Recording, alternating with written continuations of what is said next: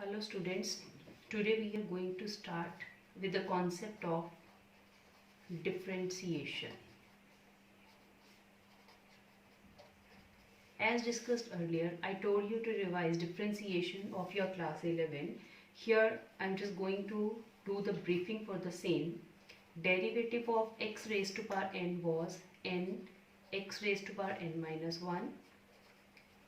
Derivative of sin x was cos x. Derivative of cos x, it is minus sin x. Derivative of tan x is secant square x. Derivative of cot x minus cosecant square x. Derivative of secant x, it is secant x into tan x. Derivative of cosecant x is minus cosecant x into cot x. Then derivative of exponential function e raised to power x is e raised to power x. Derivative of a raised to power x, where a is a constant, it is a raised to power x into log a. Then derivative of log of x, it is 1 upon x.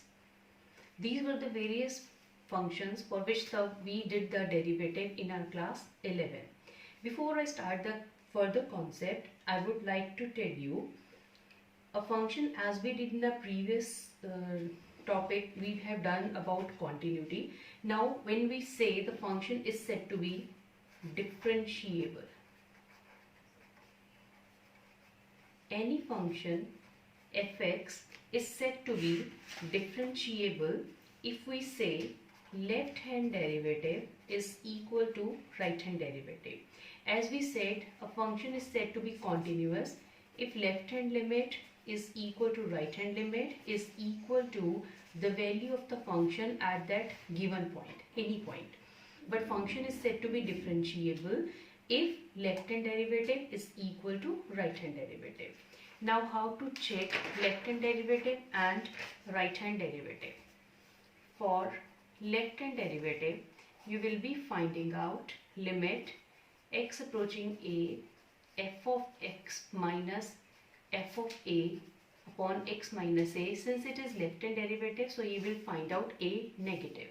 Similarly, for right hand derivative, you need to find out limit x approaching a plus f of x minus f of a upon x minus a. Once you say left hand derivative is equal to right hand derivative, then we can easily say that fx is differentiable at x is equal to a. And in that case, we can say derivative will exist and the derivative collectively can be written as fx minus fa upon x minus a. This is the derivative of the function which you can find out at the value of x is equal to a.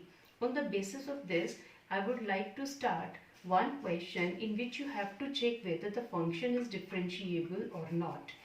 Function, this is given equal to modulus of x minus 1, where x is any real number, x belongs to R. You have to check its differentiability at x is equal to 1. So we are going to start with left hand derivative, which will be limit x approaching 1 minus f of x minus f of 1 upon x minus 1. That will give you limit x approaching 1 minus modulus of x minus 1 minus, since f of 1 will give you 1 minus 1 modulus, which will become 0, and here it is x minus 1. As we know, x is approaching to 1 minus, that means x is approaching to 1 from left hand side, so modulus of x minus 1 will become negative of x minus 1, and this will become 0 divided by x minus 1, which will give you minus 1. For right hand derivative, you will be proceeding limit x approaching 1 plus f of x minus f of 1 divided by x minus 1. Since for your right hand derivative, function will remain here modulus of x minus 1, but it will become positive. So you can say limit x approaching 1 plus modulus of x minus 1 is positive, x minus 1, because f of 1 will again become 0 here, it will become 1 here. Left hand derivative is minus 1, right hand derivative is 1. Since these two are not coming equal, that's why we will say that function is not differentiable where x is belonging to r at x is equal to 1. So similarly, one more question regarding to greatest integer function which is given in your NCERT, you can do on your own. Now comes next differentiation when you have to find out.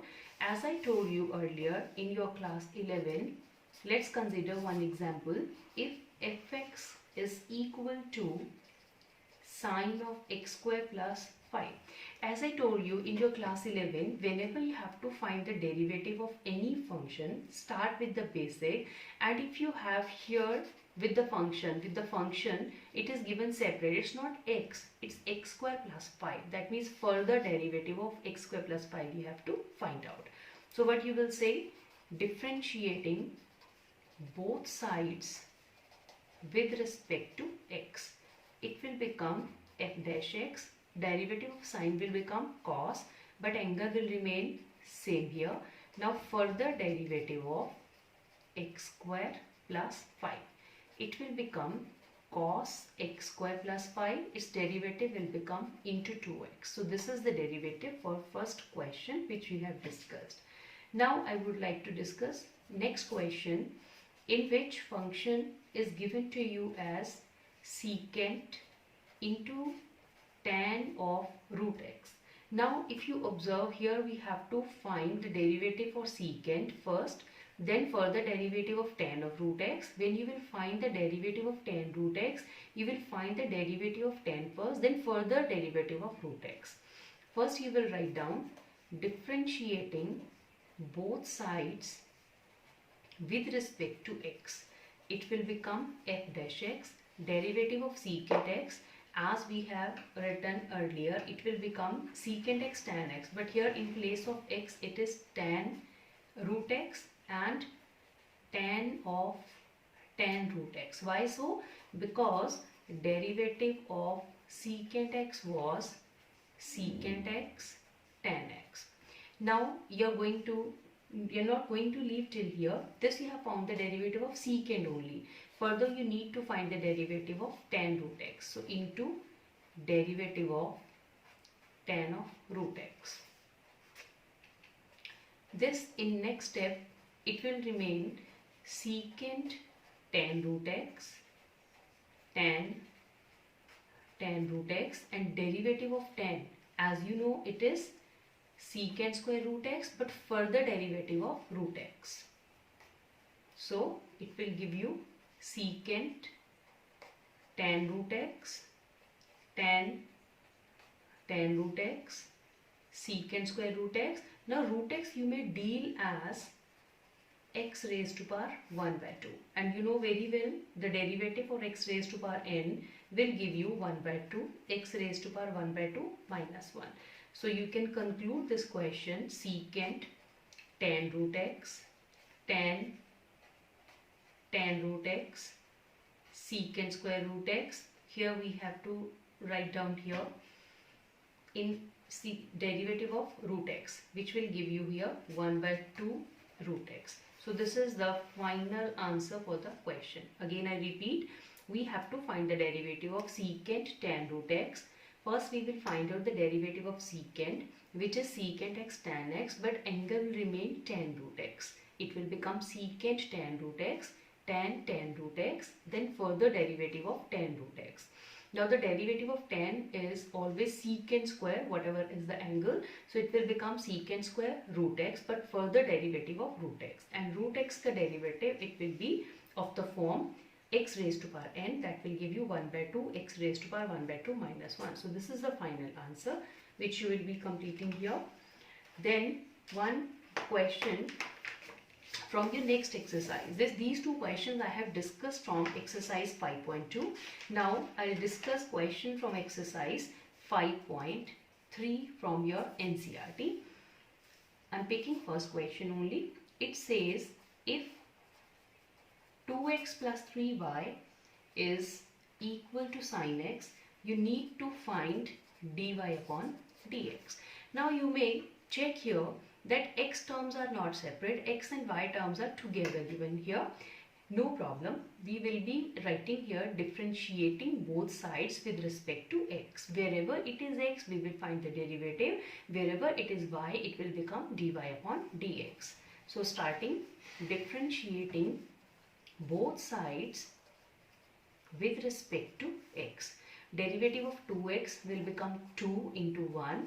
3. Derivative of y will become dy upon dx. Derivative of sin x will become cos x. Now we will separate dy upon dx from rest of the terms. It can be written as 3 dy upon dx cos x minus 2.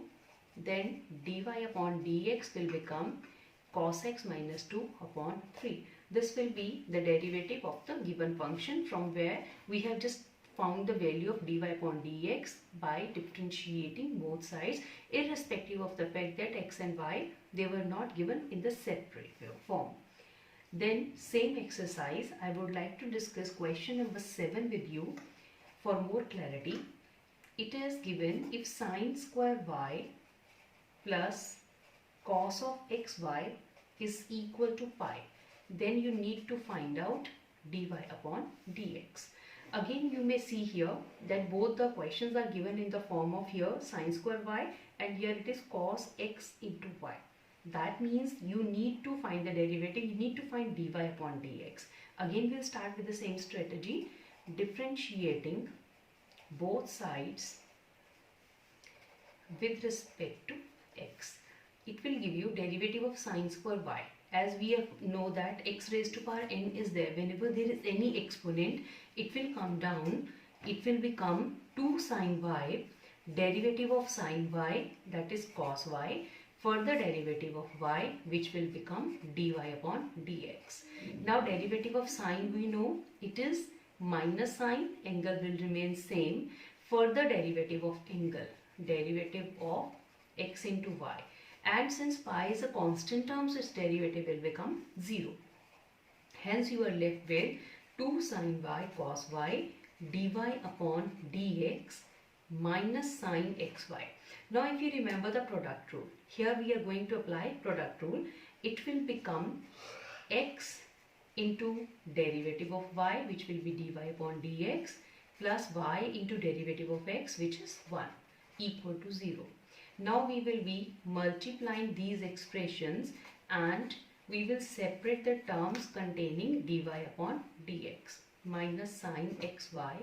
Here x can be written here into dy upon dx minus y into sine xy equal to 0.